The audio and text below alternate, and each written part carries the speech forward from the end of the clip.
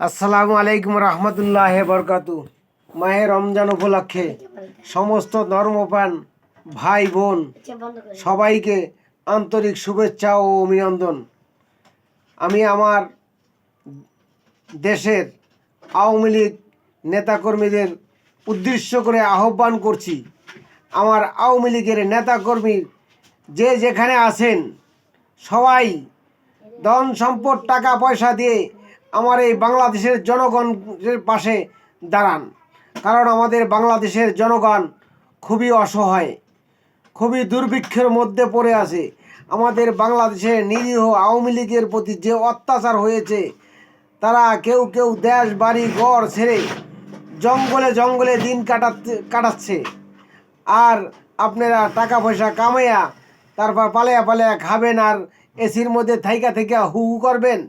আপনারা এদেশের জনগণের পাশে দাঁড়ান, এদেশের নিরীহ আওয়ামী লীগের পাশে দাঁড়ান।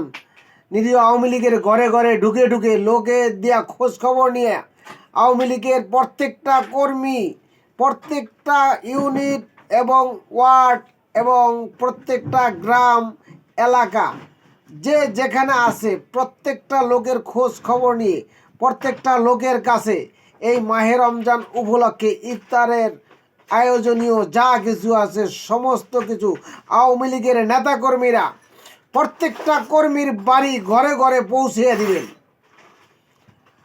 আপনারা 15 বছর 16 বছর বহুত কামাই করেছেন, এখন টাকা পয়সা কামাই করে পালিয়ে থাকবেন কেন? দেশের জন্য জীবন দিয়ে লড়তে হবে।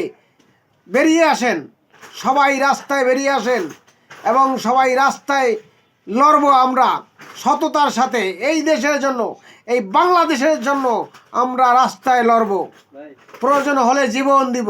তবু আমাদের এই বাংলাদেশকে বাঁচাতে হবে, বাংলাদেশের মানুষের পাশে দাঁড়াতে হবে, আমাদের বাঙালি জাতির পাশে দাঁড়াতে হবে এবং বাঙালি জাতির পাশে দাঁড়িয়ে থেকে আমরা জীবনকে উৎসর্গ করে দিব আমাদের বাংলাদেশ সেই মুক্তিযুদ্ধের চেতনাকে সঠিকভাবে ধরিয়ে রাখার জন্য। আপনারা পালিয়ে আসেন আর আমাদের যে নিরীহ নেতাকর্মী অন্যায় অত্যাচারে নির্মমভাবে পরিহাস ভোগ করতেছে, আপনাদের কাছে কোনো খোঁজ খবর নাই। আপনারা একজনে এক কথা তুকুত করে বলেন, কিন্তু সামনে দাঁড়িয়ে আসেন, সামনে বের হয়ে যান। কিসের ভয় করেন? টাকা পয়সা তো কম কামান নাই, আপনাদের জনগণ তো বহুত ছিল, বহুত কামাই দেখাইছেন, বহুত নেতামিও দেখাইছেন, বহুত শক্তিও দেখাইছেন। এখন শক্তি দেখান, আসেন রাস্তায় আসেন, জনগণের পাশে দাঁড়ান। ইউনূস, ডক্টর ইউনূস এই দেশটাকে ফকিন্নি করে দিয়েছে, এই দেশটাকে দুর্ভিক্ষের হাতে ঠেলে দিয়েছে। তাই ডক্টর ইউনূস যে অপকর্ম করেছে তার প্রতিবাদ করতে হবে, তার বিচার করতে হবে।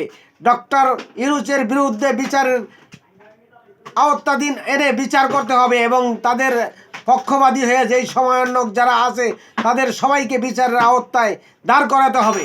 আসেন আমরা রাস্তাতে দাঁড়িয়ে একসাথে আমরা এই দেশকে বাঁচাবো, দেশের জনগণকে বাঁচাবো, এই বাঙালি জাতির খেদমত করার জন্য আমরা জীবনকে উৎসর্গ করে দেব। আসেন সবাই, এই বলে আমি আমার বক্তব্য শেষ করছি। জয় বাংলা, জয় বঙ্গবন্ধু, জয় হোক বাঙালি জাতির চির দীর্ঘজীবী, জয় হোক। আল্লাহ হাফেজ। আসসালামু আলাইকুম রহমতুল্লাহ বরকাতু।